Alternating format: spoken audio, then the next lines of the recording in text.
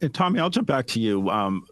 I know that a lot of the larger CROs now that want to do business with the smaller companies, I think recognize that the smaller companies feel like, hey, you're a CRO, but you're way too big for us. So it seems like a lot of those companies are now establishing like a biotech division or group within the company that says, if you're a small company, we have these folks here that are going to cater to you. And I don't know if you've ever had a chance to deal with any of those folks, or if you've ever spoken with someone who maybe has, but do you have any feedback, I guess, on how those groups are doing or how they're perceived by the market?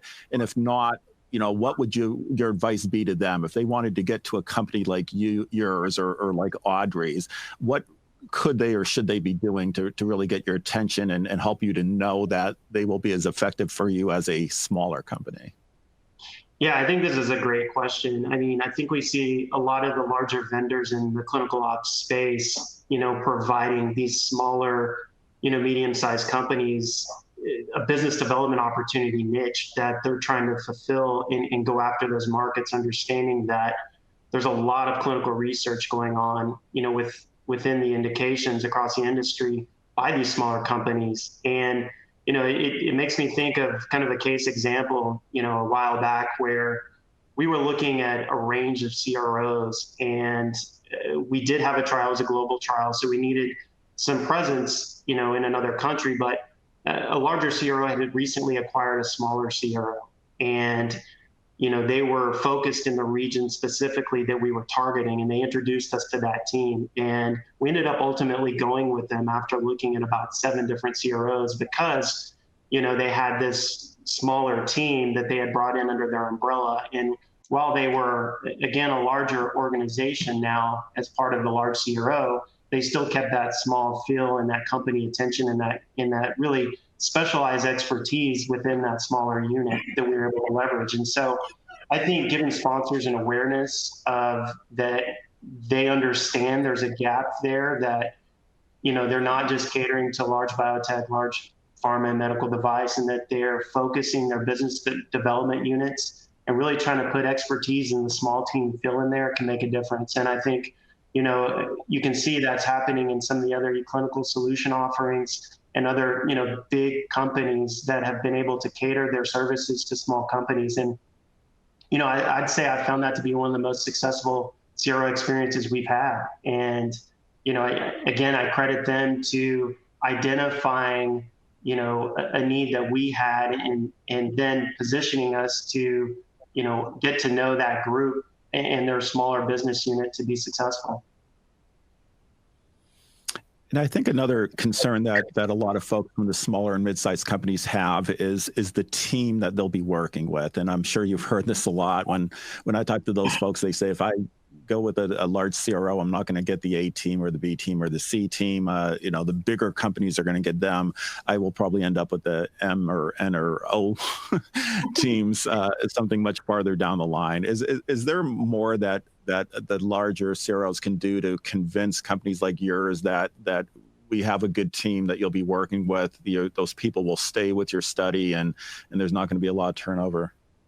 Yeah, I mean, this is probably one of the most critical pieces of the due diligence process, when we go through this. And, what I try to understand and our team really tries to dig into is, what is your approach to your team selection, and how are individuals resourced to your project? And, what kind of guarantees can be put in place, whether that's, language in the agreement or, a handshake kind of deal, that once a team's selected, that team's going to remain intact. Because, as a sponsor, we invest a lot of time making sure that, those teams are trained and they really, truly, at the end of the day, understand, what our mission and vision is for our projects. I mean, essentially, in a lot of cases, the CRO and the team selected could be the first exposure of your company and product to your clinical study sites and investigators and future customers. And they're really an extension of you. And so, resourcing and team selection, I think, is a conversation that's important to have with the CRO, especially when they have an understanding of your indication and your trial and your project, to say, how are you going about identifying the team you're going to put on this, project? And is that the team that's coming to, the bid defense? And if not, is there a mechanism to look at CVs of the actual resources available that would be resourced to that team? And that should go in your selection decision. And that transparency and trust is really a key element that we lean into, when we're going to make a selection. And if we feel like we're not going to have a say in the resources and the assignments being made to our team, we'll probably go another direction. And, we want to have confidence that the team is going to mesh well with us and best represent us and deliver, a quality, successful trial. And so I think having that conversation up front with the CROs you're considering, seeing them embrace that and want to partner with you is really critical in the due diligence and selection process. Yeah, and our good friend Deborah Rossow, who puts on a conference called ClinBiz, had her event, I think, a week or 2 weeks ago. In one of the discussions I listened in on, the person mentioned how CROs, because of COVID, were having to downsize and let people go and furlough employees, and mentioned that when it came to employees being cut from their project, they were never even consulted about it. And that just seems like such a huge missed opportunity where the CRO called them and said, hey, who on our team do you consider critical to your project that you wouldn't want to lose? And at least, make that outreach, and it never happened. And I just thought was so unfortunate, because that just seemed like a really easy place where you could have consulted with them and got some feedback before making any of those decisions. So Audrey, let me go back to you for one last question in this category. And you can see there the poll results from our first question. It looks like about 45% of our listeners are ready to engage with the CRO, and another 15% looking to make a change. So about 60% of the audience kind of in the market for a CRO, which is about what I would have expected for a session on CRO selection. It looks like another 23% not quite ready to make that decision yet, and the rest are happy with how things are going. Audrey, one more again before we move on. One of our listeners said that when you were talking about choosing a specific CRO, you mentioned to make a business case. They're just curious what all is involved with that, or what is a part of that. Is that something you could touch on real quickly? Yeah, I mean, I guess it goes back to, so I report to the CEO, which is the first time in my career, and we're a small company. And I think if you can say, I can manage this CRO more effectively, more efficiently, with fewer resources, fewer changes in scope, by picking this one versus the big Q.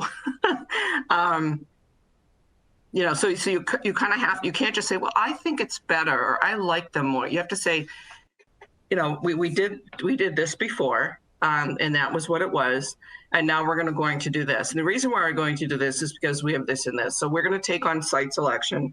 We're going to take on patient recruitment and retention. We're going to take on risk management, and then we'll let the CRO do the other stuff, with our support, of course. So business people think in business ways, which isn't a bad thing. So you need to make a business case and say, is it going to be, so there are three things, right? We always talk about this: time, money, and quality. So you have to find a way to say, I can either save time. Ideally, I can save some time, save some money, and have better quality. That's a tall order, but you can do some of it. So, the C-suite executives are looking at it from a value proposition model. It's just the lingo.